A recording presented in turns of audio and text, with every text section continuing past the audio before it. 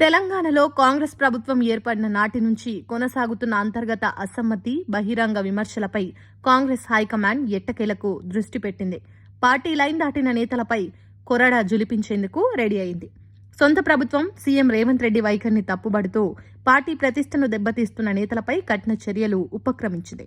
ఇందులో భాగంగా దేవాదాయ శాఖ మంత్రి కొండా సురేఖను కేబినెట్ నుంచి తప్పించడంతో పాటు రాష్ట్ర ప్రణాళిక సంఘం ఉపాధ్యక్ష పదవి నుంచి సీనియర్ నేత జి చిన్నారెడ్డిని తొలగించాలని కాంగ్రెస్ హైకమాండ్ డిసైడ్ అయినట్లు సమాచారం.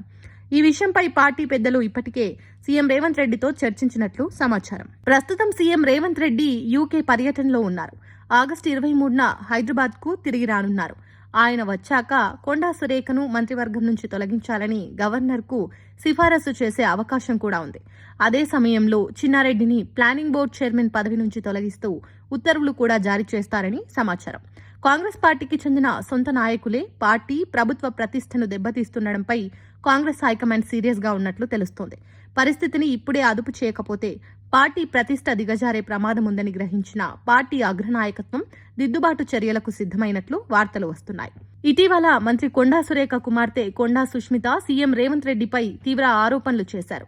ఆయనను అహంకారిగా అభివర్ణించిన ఆమె తెలంగాణ కాంగ్రెస్ ను తెలుగుదేశం కాంగ్రెస్ గా మారుస్తున్నారని విమర్శించారు. అంతటితో ఆగకుండా రేవంత్ రెడ్డి కుటుంబ సభ్యులకు సంబంధించి భూ కేటాయింపులు సహా పలు కుంభకోణాలను బయటపెడతానని హెచ్చరించారు. గతంలో కూడా మంత్రి అనుచరుడిపై నమోదైన కేసు, పోలీసుల తనిఖీల సమయంలో రేవంత్ రెడ్డి మంత్రివర్గ సహచరులపై సుష్మిత తీవ్ర వ్యాఖ్యలు చేశారు. బీసీ సామాజిక వర్గానికి చెందిన నేత కావడంతో పార్టీ గతంలో కొండా సురేఖపై ఎలాంటి చర్యలు తీసుకోకపోయినా మళ్లీ హద్దులు దాటి బహిరంగ విమర్శలు చేయడంతో హైకమాండ్ కోపం నషాలాన్ని కంటినట్లు తెలుస్తోంది. దీనికి తోడు టీపీసీసీ జారీ చేసిన షోకాజ్ నోటీసుకు కొండా సురేఖ లైట్ తీసుకోవడం, అది తన కుమార్తె వ్యక్తిగత అభిప్రాయమని నోటీసును ఉపసంహరించుకోవాలని డిమాండ్ చేయడం మరింత అగ్గిరాజేసింది. మరోవైపు రాష్ట్ర ప్రణాళిక సంఘం ఉపాధ్యక్షుడు జి చిన్నారెడ్డి కూడా పార్టీ వైఖరిపై తిరుగుబాటు జెండా ఎగరవేశారు. 2023 అసెంబ్లీ ఎన్నికల్లో వనపర్తి టికెట్ తనకు కాకుండా డబ్బులు తీసుకుని వేరొకరికిచ్చారని సీఎం రేవంత్ రెడ్డిపై ఆరోపణలు గుప్పించారు. నాయకత్వం తీరు మారకపోతే పోరాటం తీవ్రం చేస్తానని హెచ్చరించారు. ఈ విషయం కూడా అధిష్టానం దృష్టికి వెళ్లడంతో ఇక ఉపేక్షిస్తే లాభం లేదన్న నిర్ణయానికి వచ్చినట్లు తెలుస్తోంది. సీఎం రేవంత్ రెడ్డి ఆగస్టు 23న లండన్ నుంచి తిరిగి హైదరాబాద్కు రానున్నారు. ఆయన వచ్చిన తర్వాత మంత్రివర్గం నుంచి సురేఖను తొలగించే ప్రతిపాదనను గవర్నర్కు పంపే అవకాశం ఉంది.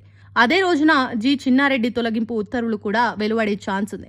తెలంగాణలో కాంగ్రెస్ 3 ఏళ్ల పాలన పూర్తి చేసుకుంటుంది. ఇలాంటి సమయంలో అంతర్గత విభేదాల సర్దుబాటుకు ప్రాధాన్యత ఇవ్వాల్సి రావడంపై కాంగ్రెస్ హైకమాండ్ ఆందోళన చెందుతున్నట్లు సమాచారం.